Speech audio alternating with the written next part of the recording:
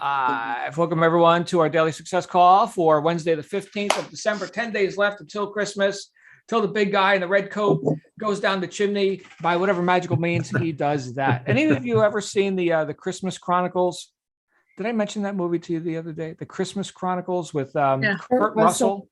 Mm-hmm. Yeah, Kurt Russell and his wife. This is his wife, Goldie Hawn. Is that Goldie Hawn? Yeah. His wife. Yeah.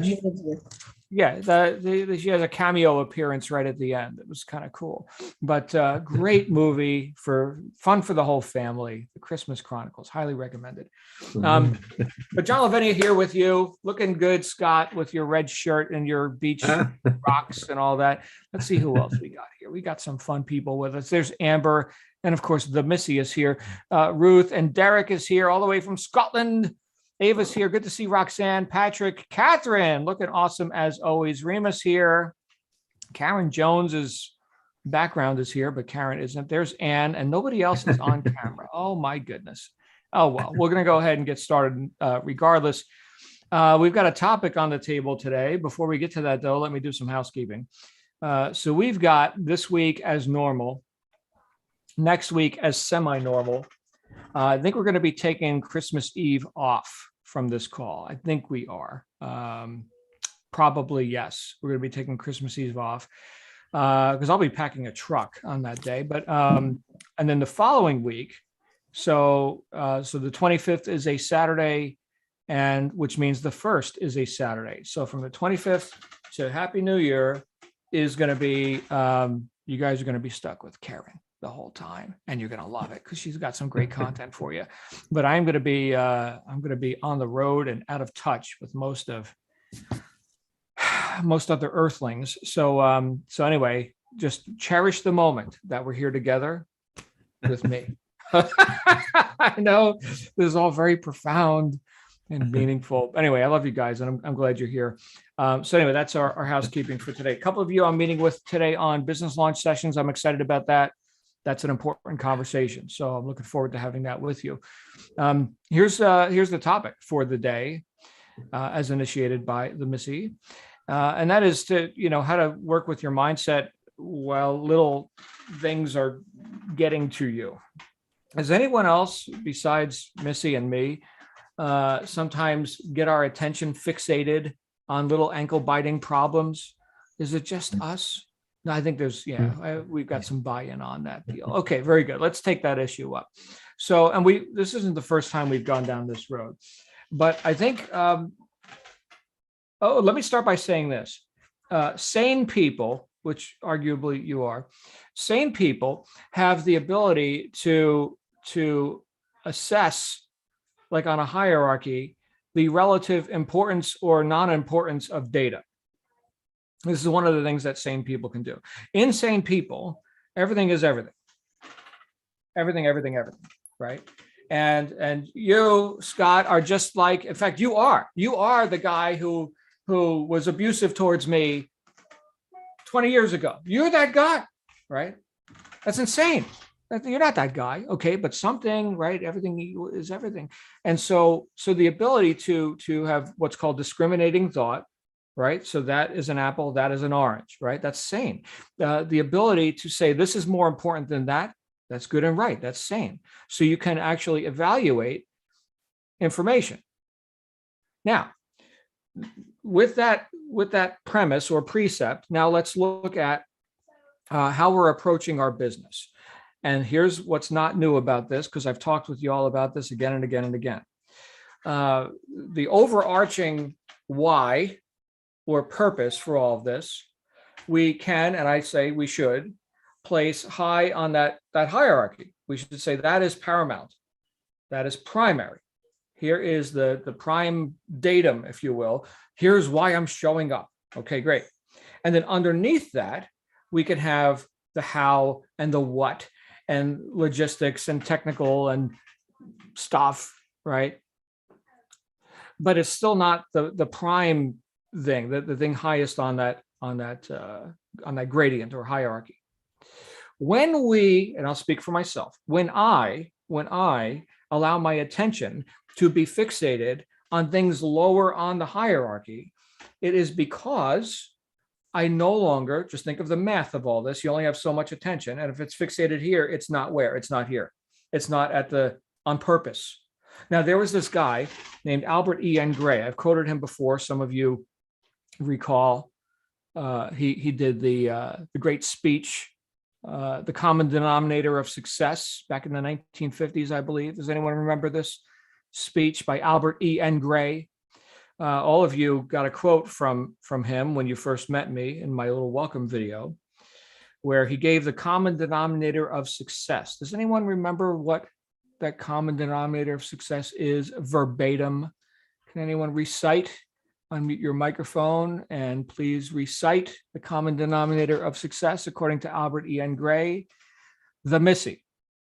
They're saying verbatim, but it's winners are willing to do things that losers are not. No. No, wrong, bad, Missy. Flunk. Anybody else? Okay. Refresher. Albert Gray. Here he is talking to a group of Prudential sales managers. This is back in the Prudential Corporation.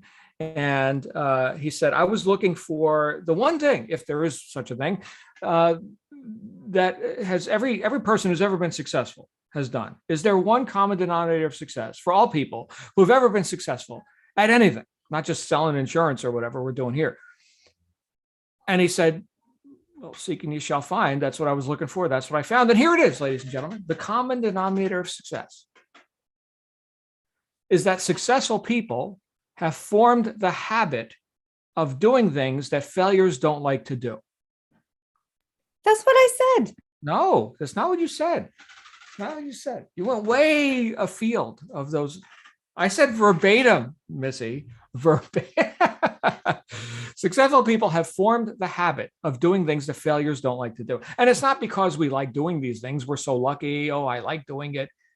No, we might not like doing it either. Cold calling people for insurance or whatever. Nobody likes that. We just do it anyway. Why? Why do we do it anyway? Thanks for asking. Because we've got goals, because we've got purposes, because we've got reasons that we're willing to subordinate our preferences for pleasing or unpleasing methods. Oh, I like it. I don't like it. Who cares? Right? I want the goal. And so we keep seeing the carrot. There's the carrot. Right. And then, yeah, make the cold calls, do whatever you got to do. Fortunately, none of us here have to do cold calls. Thank goodness. OK, but this was the scene. And these were the people he was addressing. And he didn't say, we do it now and then. He said we have formed the habit of doing things that failures don't like to do. So what does that suggest? Consistency. So we get to the point where we do these things that we may label as unpleasing in terms of methods, okay? But we do these things so consistently that we don't have to think about it anymore. So before I could talk myself out of, should I or shouldn't I? Too late. I already did it. I win. Okay. So now you get to be, as Missy said, the winner, right? Or the successful person, if we were using the verbatim quote. So we have formed the habit of doing things that failures don't like to do. Why we do that is because we have a why that we are willing to subordinate our preferences or displeasures or methods. Who cares, right? Do it anyway. Do it so consistently that you don't even have to think about it anymore. The decision is already made. One of the books that I recommended for you all when we first met is The Power of Consistency by Weldon Long. It's a very simple, easy to implement treatise on the power of consistency, hence the title. But Albert Gray, back to him, he went on in this lecture to talk to, remember, this is a group of sales managers he was talking to. He talked further about purpose. And he said, look, if you're in a sales slump, if your production is down, don't force production, don't crack the whip or cause people to infighting and competition and all this kind of stuff, which so many of you are inclined to do. He said, here's how you get production up. Get people refocused on their purpose. And production handles itself. So when we're thinking about that hierarchy, here's the why or the purpose, why we're showing up in the first place. If we just keep our attention on that, well, then the secondary and tertiary problems kind of handle themselves. Oh, and the statistics go up because we're focused on purpose. So why trumps everything? Why? And as Henry Ford said, obstacles are those frightening things we see when we take our eyes off our goals. So for me, and this may be an oversimplification, but probably isn't, for me, the quality of my action and my emotional state about those actions and counteractions, right? Struggles, overcoming problems, fight, right? Whatever. But my beingness, who I am, as all of this is occurring, and as I'm occurring, is predicated on where am I going? Why am I showing up? That is the prime datum, if you will. And then from there, all this other subordinated stuff gets to be what? Subordinated. And I can give proper amount of attention to the ankle biting problems, this and that, but it doesn't consume me because I don't have my attention fixated on it.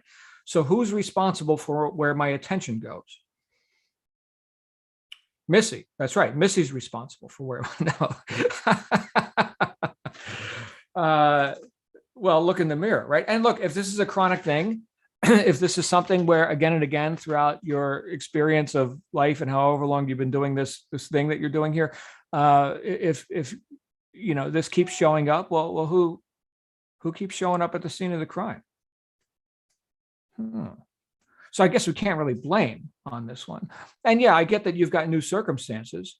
And yes, the irrational or tyrannical or unreasonable, this or that organization or rep, customer service person, or whatever it is that you're experiencing as an ankle biting problem, that may be different than it was yesterday.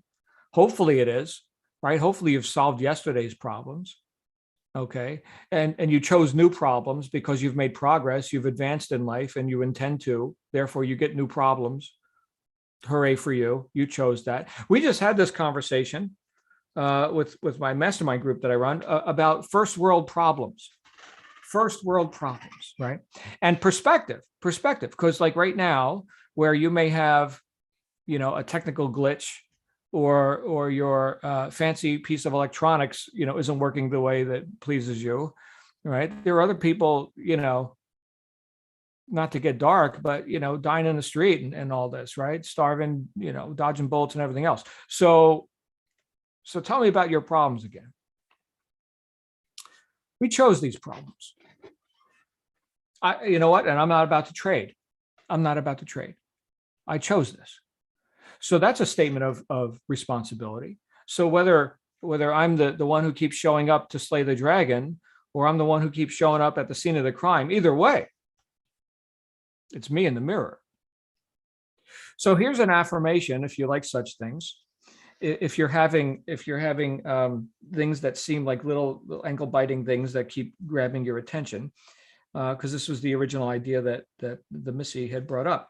And this is one that I got from a mentor of mine when I was telling him, I was bemoaning, I have so much more work to do on myself. I've been studying the stuff for so long and I still keep reverting back to that old way. And he said, great, here's your new affirmation. My old programming falls away from my personality easily and effortlessly.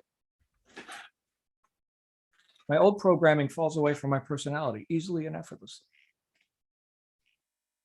Try that on, right? It might sound like a lie to you right now, but and then again, you might buy that deal. I started to buy that deal. So, and when we start to accept an idea or a belief, no matter where we got it from, we'll start to attract evidence. Things will start to occur to us. Oh yeah, look, that is true in that way. Look, there's a little example. I wonder if it could be true in other ways. Right? My old programming. Well, as it relates to this, yeah, I'm not doing that thing I did yesterday anymore. So I guess that is true. So we can build a case. We can build a case for here's the new improved, whether you noticed it or not. All right, so start noticing. Here's the new improved Scott. Here's the new improved Ava, right? Who just showed up, right? The Anne Crane who showed up today has evolved from Anne of yesterday or last year or 5 minutes ago. So it's again, it's a terribly responsible position to take. It's not an easy position to take because it requires, sustained and consecutive thought, which is the hardest work in the world. But is it worth it? That, or I guess you could be the victim, right? Victimhood is pretty sexy, right? Lots of people like it. You know, you can get a lot of agreement, sympathy. Yeah, we could be social, and oh, I got problems. Oh, well, you should hear about my problems. Oh, yeah, you got problems too. Wow, you're a victim, right? You guys want to do that? That's an interesting game. It's not terribly profitable. You don't get to like cause anything or like be effective, but I guess there's payoff. For those of you who been hanging around with me for a little while, I run a book study group, which you're all welcome to tune in. It's on Monday nights. But one of the books we read was Wake Up and Live by Dorothea Brande, classic book. And the first 4 chapters of that book are all about victimhood and failure and why you love it. Interesting that she would take that approach. Brutal author. Like, she will take your head off. Highly recommended. Wake Up and Live by Dorothea Brande. And then the 5th chapter, she gives you a Band-Aid and cleans up your wounds and stuff and gives you some answers. But the, the amount of agreement and tacit consent, which means an unspoken consent or agreement, right? Hey, I won't hold you to account for your mediocrity as long as you don't hold me to account, right? And we can all be on the slow boat to nowhere together, right? Yeah, victims, baby, right? So there's lots of payoff for failure. It sucks, but hey, at least it's familiar, right? So anyway, read the book. You'll get, I think you'll get something out of it. But there's what's coming up for me today. Do with that what you will. Purpose, and then all these other things: secondary, tertiary, and below, right? So primary, secondary, tertiary. They are all subordinated to the why. And when we remember who we are, when we're conscious enough to do that, and I'm still working on it, give me some time. It's only been a few decades. Okay. But when we're conscious enough to do that, we have perspective, because really that's all we're talking about, is me getting emotionally involved in whatever perspective, which is one of my mental faculties. Okay. But me not just allowing that to run amok. Okay. But me being conscious of that and me being emotionally mature enough to remain as objective as possible. Objective rather than subjective. You get it? Objects, stuff, right? Versus subjective. Here's what I think. Here's my opinions. Me. There it is, right? And I think if you started to, or if you continue to, if you're already doing this, confront each item, each action that you're taking, whether it's pleasing or not, with a bit of purpose and faith that you'll get through it, you're going to find that you go a lot faster without being so damn encumbered by all these, mental ramblings or whatever. In fact, that's almost a direct quote from our buddy Wally, Missy, Wallace D. Waddles. If all your actions are efficient ones, you must be a success. If your actions are inefficient, you must fail. What qualifies as efficient? Each individual action you take imbued with the qualities of purpose and faith. That makes it efficient.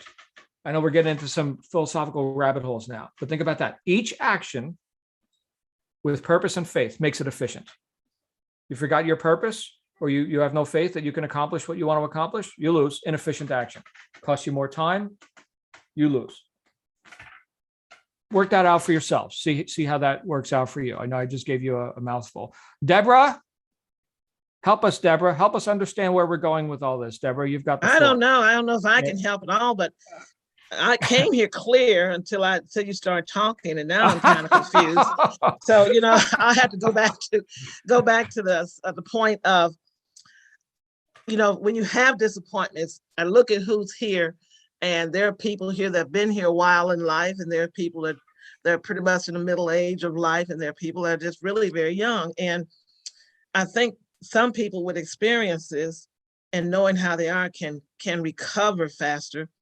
But when you go into a process where you want to be successful, I look at it the fact that, again, it's for me, and I don't want to fail, and I put myself first. Now, I don't have control of some of the things that can happen, but I can have expectations that something may put a foot in the door and stop my progress. So therefore, I have to be able to walk away, to save myself and my sanity, and get myself together and then come back and reboot. And I think when you're talking about computers and things, you have to some way reboot your psyche, your effort, your purpose. And if you don't, we'll walk away sometimes. You're at something, you get really frustrated.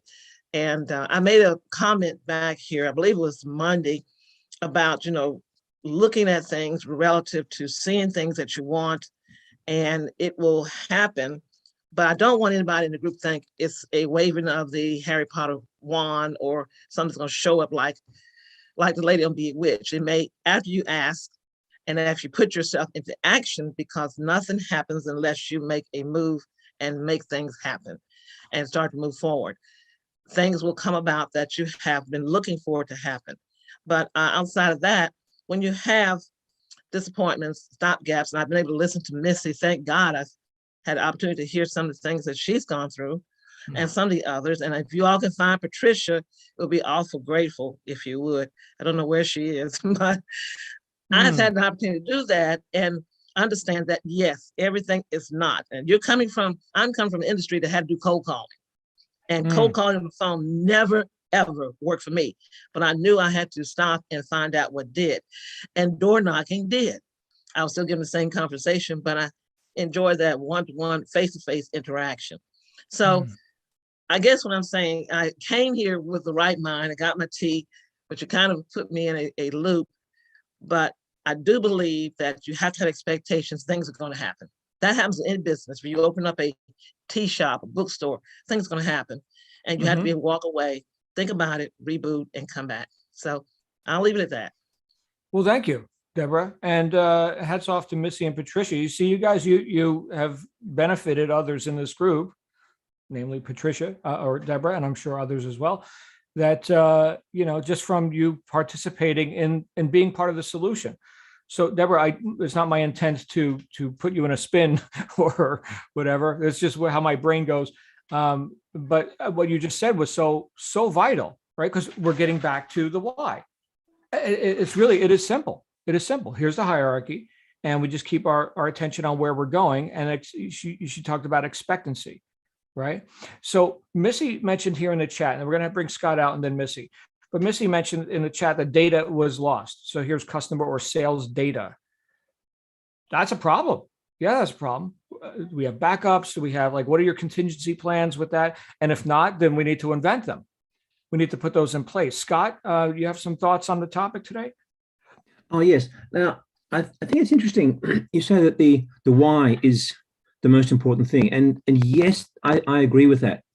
But I think it depends on the nature of how you use that why concept, in the sense that, are you thinking about your goal occasionally? Are you thinking about it when you have problems and you have to refocus?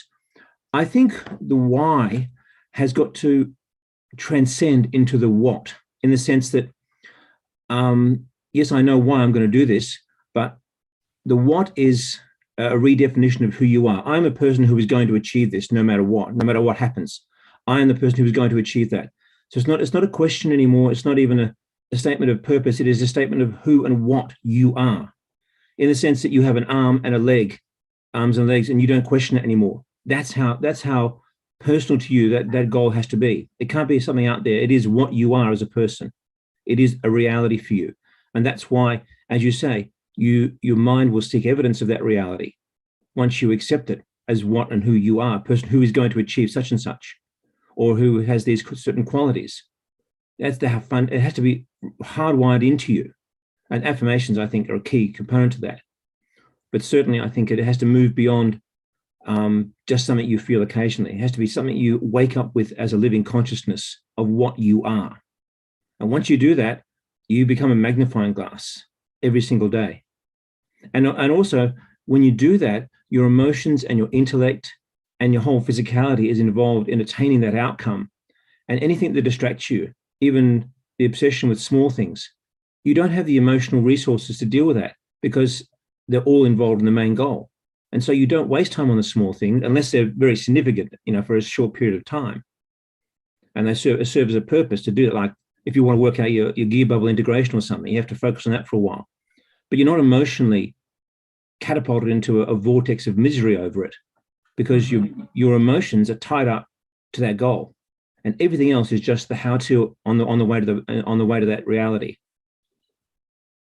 So you Okay. can focus, but you can defocus instantly once the job's done. And that's what you need to do. Okay. This is a different perspective.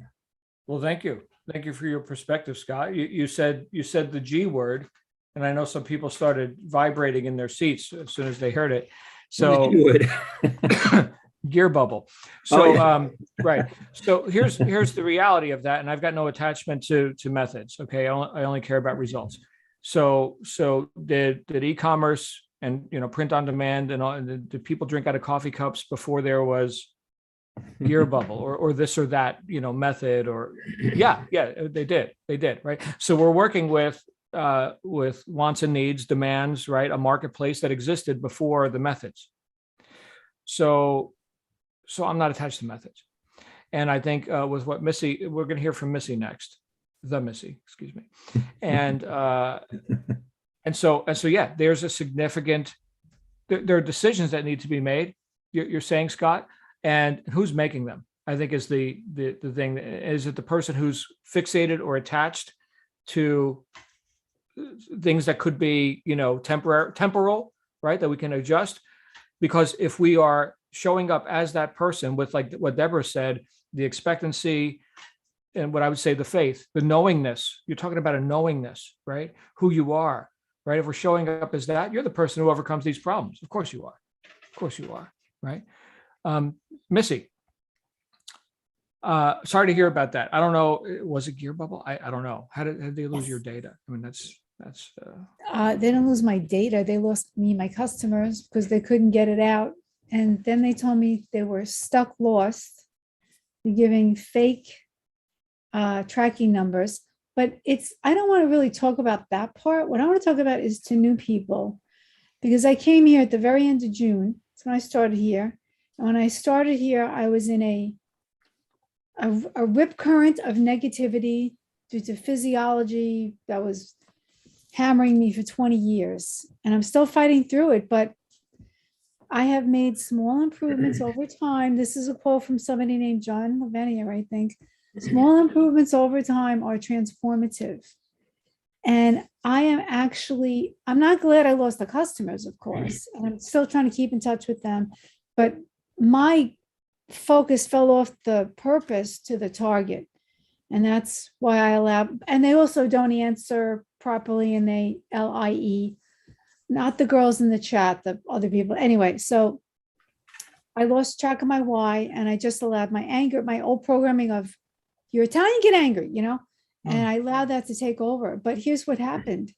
That thing that I perceived as bad turned out to be a good thing, because that very night, a change came over me. And the next day, and since then, I would say 90% of the time, it doesn't even matter to me that I lost those customers right now. I'll get other ones. And they're very nice and they like me, and they're not blaming me. But it's just that I'm out of the rip current. I'm swimming in new waters. I'm learning how to swim. And if you stay here and you keep your faith and you keep listening to these things and read these books and just, it's really not about drop shipping and selling mugs. It's about making you into the best version of yourself. And I'm finally starting to see those small improvements over time take root. And I can see a little seedling popping up through the ground. And it's me. It's who I was waiting to become. And it's mostly thanks to this man over there in that chair with the empty bookshelves who would not let me say negative things. The very first 2 days in a row, I said negative without even understanding what I was saying. He said, no. He said, you can't affirm that in my group. And I stopped. And that's when the transformation started. But it's been 6 months. And I have stepped up to a new plateau. And I am choosing to maintain it. I may fall off it for a minute, but I'm coming back. And through a very good friend on our site here, I found a new drop shipper who might work out. And if that doesn't, I'll find a new one. You walk down the street, there's another drop shipper. So thank you. And do not give up no matter what the difficulties you're facing with these platforms. The platforms are cray cray with a capital cray, and you can't,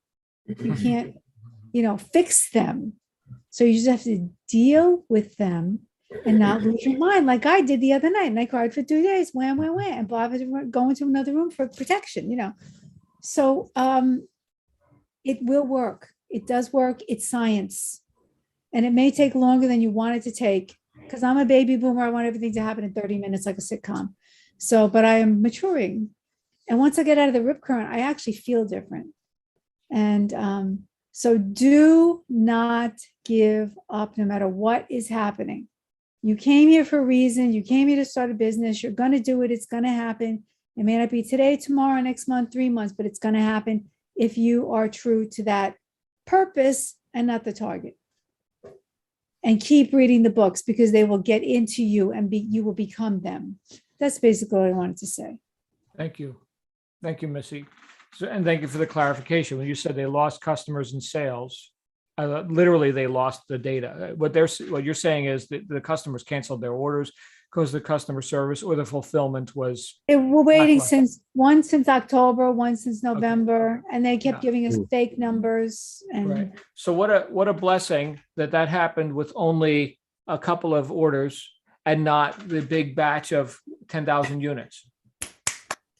Right. Now you get to go find fulfillment that works. I'll tell you what, I'd be a fire breathing dragon too. I did all the work to create that product, to do the listings, to attract those customers, and you wrecked my deal. You wrecked my deal. Oh, now we're going to fight. Right. So I'm just letting you know, I can get off the rails too. Okay. So those are fighting words, right? So Brandon's been in bed for 3 days. That's all I can tell you. okay. So great news. It was only a, few bucks, right? And you got the customer data. You got the data, right? But So now- one last point though, John, people use Gear Bubble here, and having them give a different, Bob did that email. They gave a different tracking number that is not the one that's listed in Gear Bubble, and they have not written back. So they are not, certain people in Gear Bubble are not being truthful. Okay. And that has to be fixed for the rest of the people. Well, we're gonna, I'm gonna go have a conversation with admin as soon as we're done. Okay, so there's that. Scott, you've got your hand up again. Yeah, just two little things. The Japanese have an idea which they use to revolutionize their industrial processes I think it's called Kaizen or Kaizen, something like that.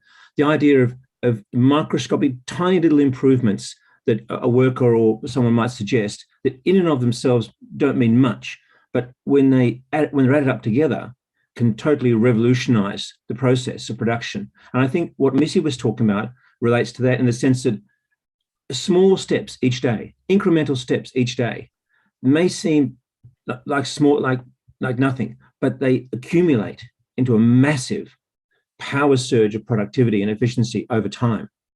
And that's why every little improvement really is significant and can't be overestimated.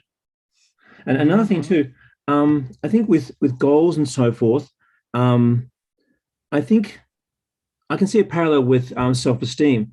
A person who develops their self-esteem to a really fine degree becomes, in a way, impervious, like having a rhinoceros skin, I think, to people who try and put them down and manipulate them and degrade them and turn them to purposes that are not in their best interests. When someone has good self-esteem and develops that, their mindset just doesn't emotionally process the things that don't serve that reality. And I think when you have a goal, it's very much the same way. Your mindset will not even process things emotionally that don't serve that reality of your goal. So I think the mind will work in the same way in both contexts. That's just something to think about. I think it's a reality you hold on to that shields your mind from everything that doesn't serve it, but also acts to focus it on those things that do serve it. That's the reticular activating system. I think you mentioned it a while ago, but it's a very powerful mechanism, and you can totally control it in that by the amount of focus you bring to the goal. Yeah. So just a few thoughts. Thank you, Scott. It takes practice, right? Thought. There you go. And I'm going to share my screen with you guys real quick. Missy put Atomic Habits in the chat. That's a book by James Clear. I don't know how many of you have read that, but you see this chart. This is a I guess logarithmic, or however it's quantified here, in terms of 1% improvement versus 1% decline. Can you guys see this? Yes. Yeah. Okay, good. So here's the time on the x-axis, and the y-axis would be the result. So this is 1% improvement. Looks pretty minuscule here, but that compounding effect, look at that, keeps compounding. 1% decline, well, you're getting 1% less of an ever decreasing amount. So that's not as dramatic. So this, we could say, we could easily go into a state of comfort with 1% decline. But if we were just deliberate about 1% improvement, and how do you actually quantify 1% in various subjective areas of your life? Well, you got to figure that out. Okay. But still, if we're conscious of it, right, even if we can't see it at first, look at that. Wow. So there's the benefit of what Albert Gray was talking about, having formed the habit of doing things that failures don't like to do. And again, this is notwithstanding, real problems. Okay, the sale was lost because of the thing in the fulfillment that somebody gave the wrong tracking number. Okay, people need to get their act together. I mean, everybody wants to get paid, right? Okay, well then get your act together. At least that's how I work. You guys know the title of my first book, right? I mean, if my integrity's out, then I can't sleep good at night. And I sleep really good. I like sleeping really good. So I damn well better do good work. Okay. In fact, I'll leave you guys with this today, because I don't see any other hands up. I did some work with a consultant right here in the Phoenix area, who helps companies set up their companies. Basically, he helps create companies, and he has two policies that are on his wall, and that all of his partners and associates know. Number one, always do good work. And number two, always get paid. That's it. Those are his policies, right? Always do good work and always get paid. It's not charity. All right. Anyway, I love you guys. Thank you for being here. Deborah, once again, thank you for hanging in with me, even though I was psychobabbling. You guys are awesome. I'm going to get back here with you tomorrow. You're going to have me 3 days in a row. And so let's go ahead and have a good one today. There's lots we can accomplish right now. All right. So let's make that happen.